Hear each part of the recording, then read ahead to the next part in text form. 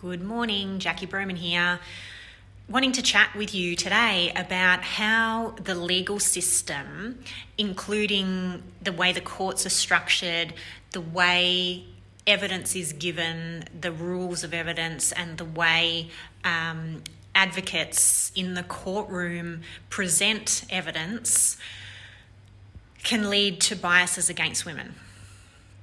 And the reason why avoiding the system, this traditional system, can often get better results for women. Because if we use alternative dispute resolution, we keep more control over the process, we haven't handed our responsibility for decision making over to someone else, and we get to retain a lot of our own credibility. So this is one of the biases that's built sort of within as a systemic issue into a lot of these traditional systems, is that just by being a woman, your credibility is already in question. It's almost like having to prove your innocence, because you have to prove your credibility rather than starting from a position of credibility. And often this is because simply of the way women communicate.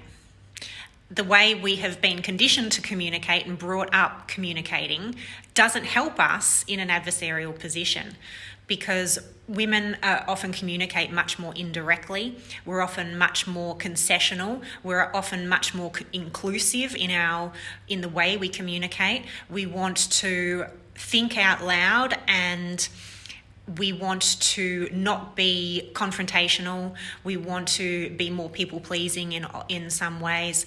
And then when we come across as not nurturing, there's this almost harsh judgment of us when we are assertive, that we are actually being aggressive or shrill. When in fact that's not the case, and we wouldn't be judged that way if it was a man in a similar position. So instead of trying to change the system, perhaps we just avoid getting into that system and utilise other methods as best we can to get better results faster and cheaper. So why wouldn't we go with alternatives? If you have any questions about what alternatives, by all means reach out to me, Jackie at legallywisewomen.com.au. Hope to talk to you soon.